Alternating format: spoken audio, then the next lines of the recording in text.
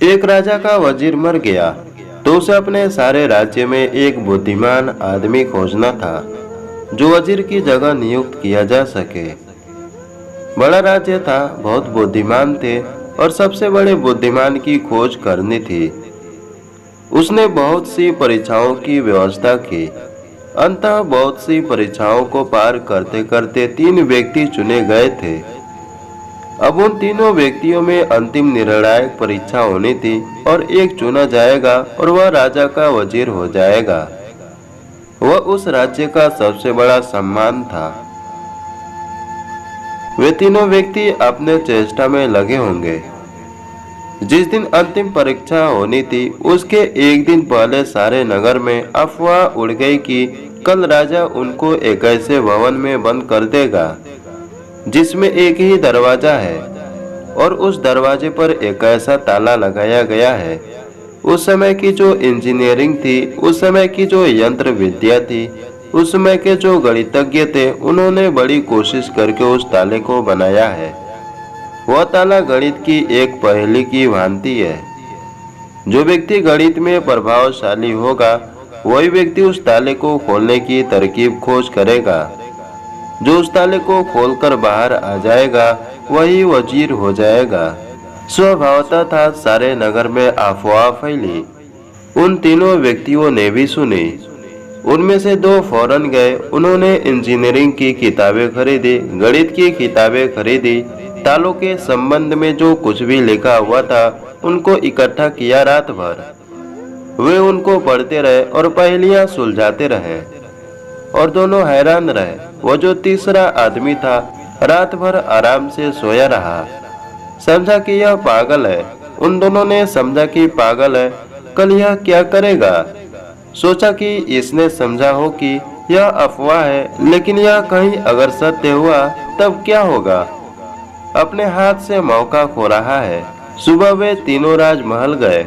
2 तो इन गणित से भर गए थे। रात भर जाकर उन्होंने गणित किया था। उनसे अगर कोई कहता 2 और 2 कितने होते हैं तो वे घबरा जाते। गणित इतना ज्यादा दिमाग में हो तो 2 और 2 जोड़ना भी कठिन हो जाता है। स्वाभाविक है, गणित अगर दिमाग में कम हो तो 2 और 2 जोड़ा जा सकते हैं। गणित अगर बहुत ज्यादा हो तो 2 और 2 जोड़ना कठिन हो जाता है। उनके पैर भी ठीक नहीं पड़ते थे। आंखें नींद से भरी थी। रात भर की बेचैनी, घबराहट। राजमहल पहुंचे, पर तीसरा आदमी मौज से गीत गाता हुआ राजमहल पहुंचा।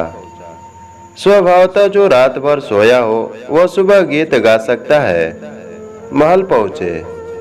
राजा ने तो निश्चित ही अफवाह सच थी। उनको एक महल में बंद कर दिया गया और उस पर एक ताला लगा हुआ था।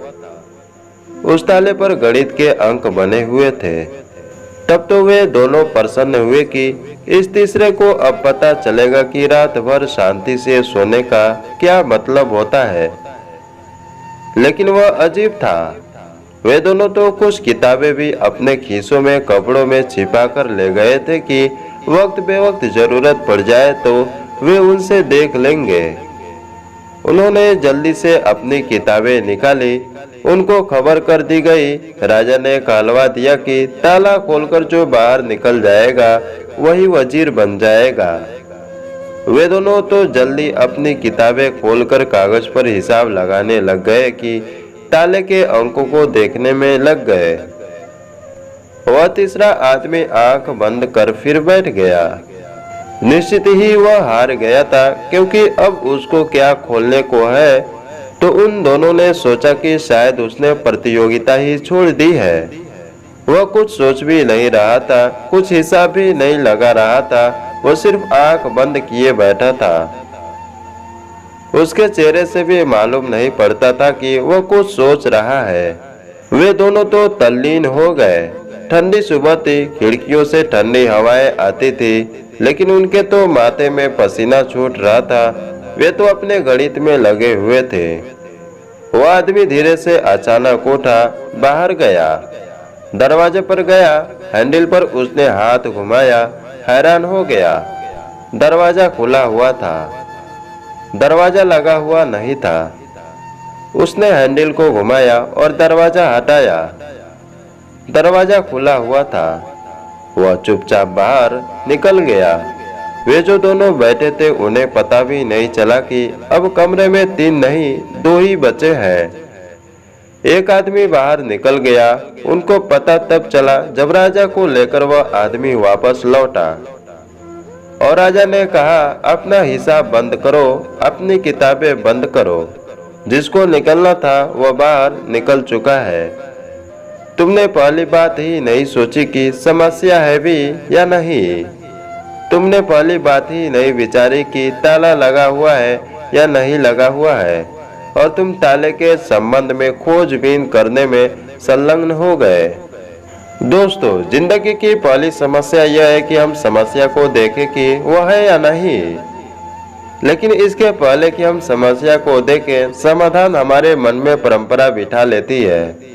हम उनके उपायों में पड़ जाते हैं।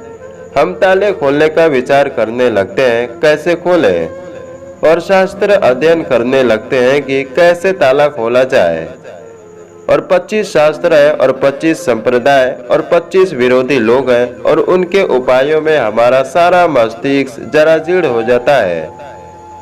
जीवन में समस्या क्या है और भी है या नहीं, इसे देखने का एहसास करने वाले बहुत थोड़े से लोग होते हैं।